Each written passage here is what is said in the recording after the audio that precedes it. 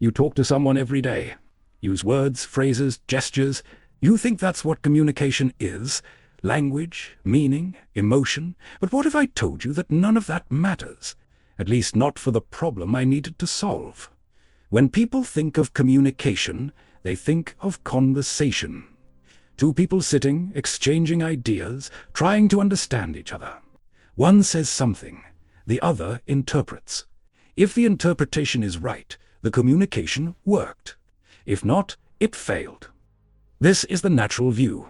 It's how everyone thinks about the subject, and it is exactly this vision that I had to abandon. Let me explain why. In the late 1940s, I was at Bell Labs, surrounded by engineers who had a real problem. A practical problem. They needed to send messages over copper wires, over submarine cables, over radio waves, and the messages were corrupted. A signal leaves one side, travels through the cable, and arrives on the other side differently, distorted with noise. Pieces missing. Imagine you are shouting to someone across a field. The wind carries part of your words. The noise of cars drowns out others.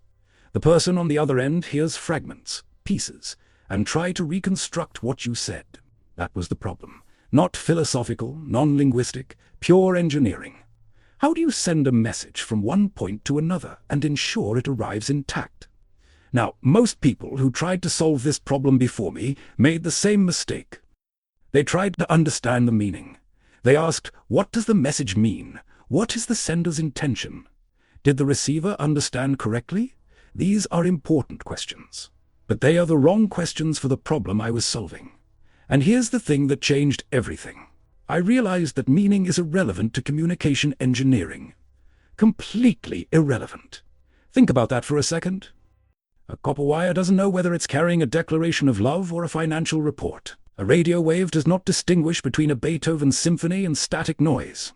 The communication channel doesn't care what the message means. He just needs to transport it. It's like the postal service. The postman does not need to read your letter to deliver it. He doesn't need to know if it's a love letter or an electricity bill.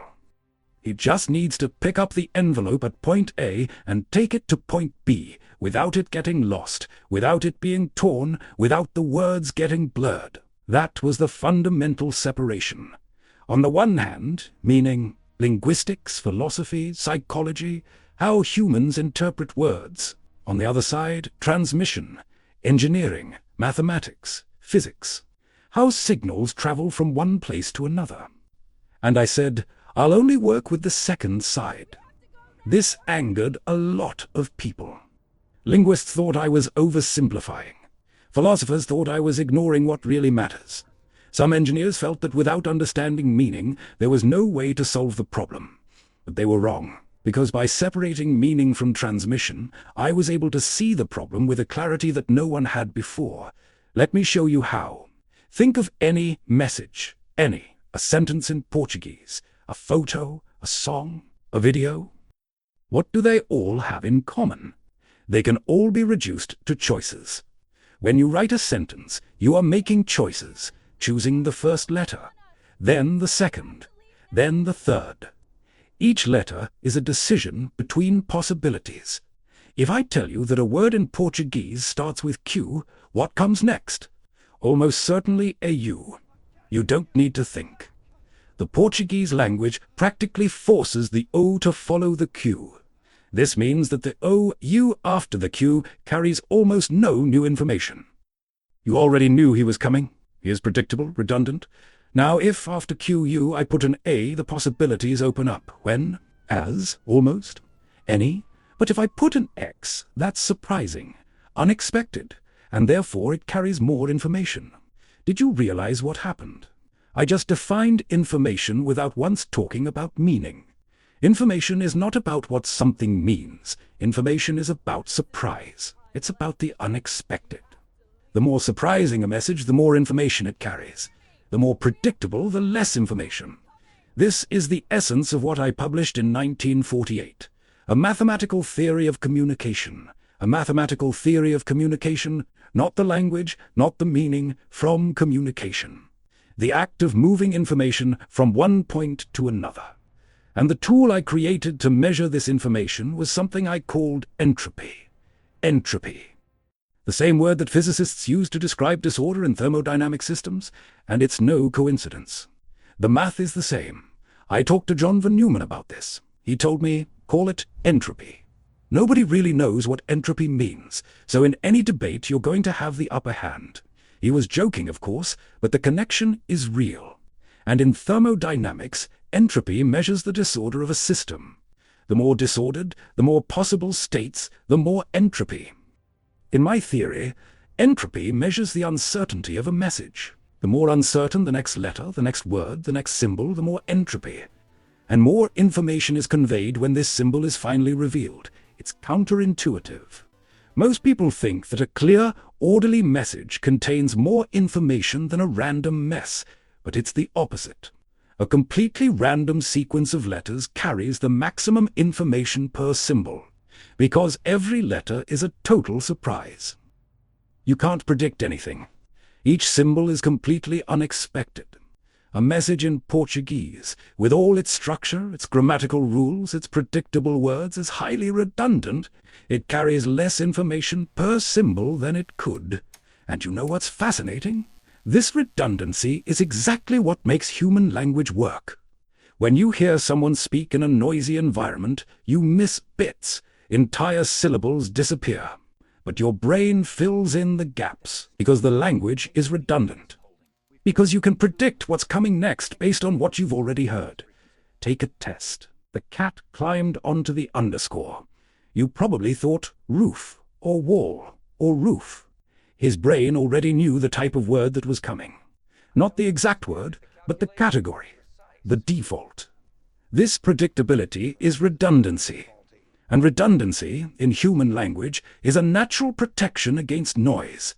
But for engineering, redundancy is waste. If I'm sending a message over a cable, each symbol costs. It costs time, it costs energy, it costs money. If half the symbols are predictable, why send them? It's like paying shipping to send a box half full of air. Air does not need to travel. Only the content matters.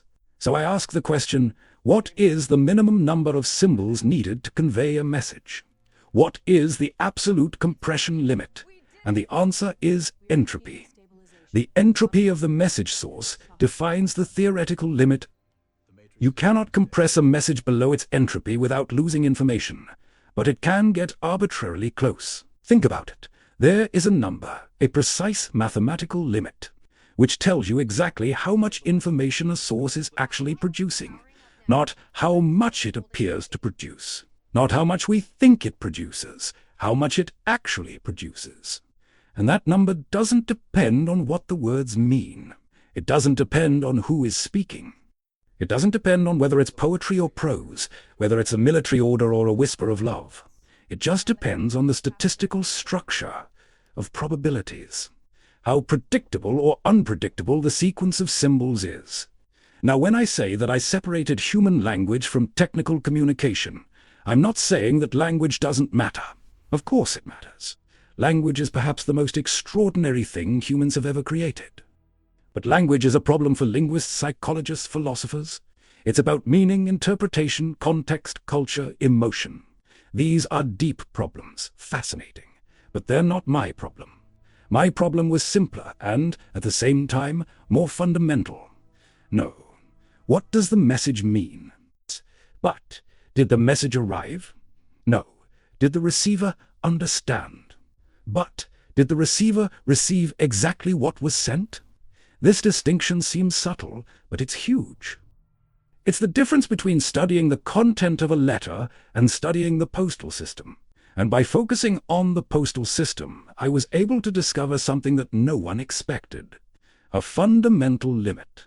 Every communication channel has a maximum capacity, a number.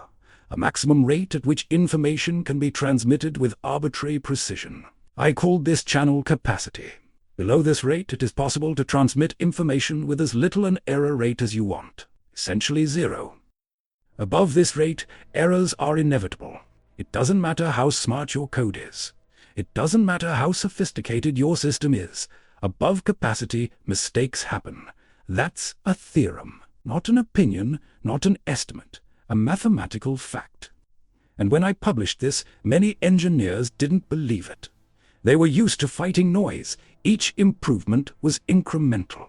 You improve the cable, reduce the noise a little, improve the amplifier, reduce it a little more. But there was always noise. There were always mistakes. And I was saying, no, there is a way to eliminate errors almost completely, as long as you transmit below the channel capacity. The secret is in the coding. Remember how I said human language is redundant? Well then, the solution to the noise problem is to add the right redundancy. Not the natural redundancy of the language, which is disorganized, irregular, evolved over thousands of years without any planning, but a mathematical redundancy. It needs calculated, specifically designed to combat the types of errors the channel introduces. It's like the difference between a gun medieval armor made by trial and error and a modern bulletproof vest designed with computational ballistics. Both protect, but one was designed. The other one just happened. Human language is medieval armor, efficient enough for everyday conversations, but terrible for technical transmission, because your redundancy's in the wrong places. Protects against erroneous noises. It's inefficient. A well-designed mathematical code is the modern vest. Every bit of redundancy is exactly where it needs to be, protecting against errors that actually occur. And here is the part that I find most beautiful. I have proven that these codes exist, that it is mathematically possible to transmit information with essentially zero error rate up to the capacity of the channel. But I didn't say how to build them. I proved the existence. I didn't give the recipe. This angered even more people.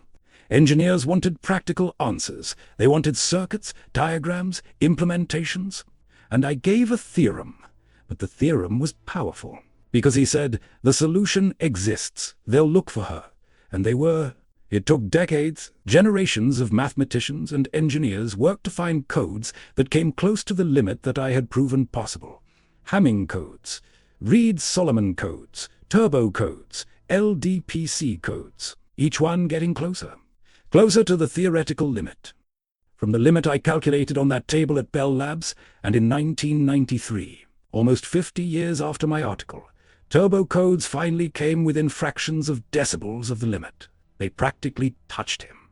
50 years for engineering to achieve what mathematics already knew was possible. Think about what this means. Every text message you send, every photo you send on your cell phone, every video you watch online, every phone call, every satellite signal, everyone depends on this separation. They all depend on the idea that meaning and transmission are different problems. Your cell phone doesn't understand your messages. He doesn't know if you're ending a relationship or ordering pizza. It just knows it has bits, zeros and ones. And you need to get them from one place to another without errors. The machine takes care of the transmission. You take care of the meaning. And this division of labor, this elegant separation, is what makes the modern world work. When I look back at that 1948 paper, what surprises me is not the mathematics. Mathematics was necessary. It flowed naturally once the problem was clear. What surprises me is that perhaps the greatest contribution was not an equation. It was a decision. The decision to say, meaning is not my problem. Sound arrogant? Perhaps. Does it seem like a simplification? For sure. But it was exactly this simplification that opened the way. Because while everyone tried to solve everything at once, meaning and transmission together, they solved nothing. By cutting the problem in half, each half became treatable. Linguists could study meaning without worrying about copper wires. Engineers could design systems without worrying about philosophy. Everyone doing what they do best. Some people told me I was ignoring the most important part, that communication without meaning is not real communication. That I was reducing something deeply human to cold numbers, but I wasn't reducing anything. I was separating. There is a huge difference between saying something doesn't matter and saying something belongs in a different problem. Meaning matters. Of course it matters. That's why we communicate. But meaning is the responsibility of the speaker and the listener, not the wire, not from the antenna, not from the satellite. The machine is a means, one channel, a path. It carries the message, it does not interpret it. And when you understand this, when you really stop and think about this separation, something curious happens. You begin to see that the same logic applies to much more than wires and cables. DNA is a communication system, carries genetic instructions. The meaning of these instructions, how to build a protein, is a biological problem. But transmission, how information is captured, stored, replicated, protected against mutations, that is information theory. The brain is a communication system. Neurons fire electrical signals. The meaning of these signals, what constitutes a thought, a memory, an emotion, is a neuroscience problem. But transmission, how signals travel, how they're encoded, how the brain deals with noise, that's information theory. The separation I have made does not apply only to telephones and telegraphs. It applies to any system where information moves. And information moves everywhere. That's the strangest thing. I started out trying to solve an engineering problem, a Bell Labs problem, wires, cables, signals, practical things, and I ended up discovering something that seems universal. That in any system where information is transmitted, for example, there is a natural separation between what the message means and how it travels. And the travel side has its own laws, mathematical laws, absolute limits which do not depend on the content, who don't care about the meaning. Math doesn't care whether you're sending Shakespeare or a shopping list. The same equations apply. The same limits apply. The same entropy rules. And that's what makes the theory work. If I had to worry about meaning, I would need a different theory for each type of message. One for text, another for music, another for video, another for scientific data. But by ignoring meaning, a single theory fits all. Because everything is information. And information has universal properties. That's the beauty of a good abstraction. You lose details, it loses nuance, it loses the richness of human language, but it gains universality, gain power, gain the ability to say something that is true about all systems, not just one. And that's what information theory does. She doesn't say what her words mean, but it says how much information they carry. It doesn't tell you whether your message is important. But tell me if it will arrive intact.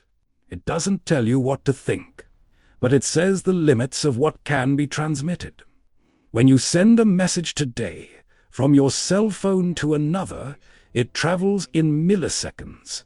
It goes through towers, cables, satellites. It passes through dozens of systems, each full of noise, and it arrives perfect. This doesn't happen by chance. It happens because someone, a long time ago, decided that meaning and transmission are not the same thing.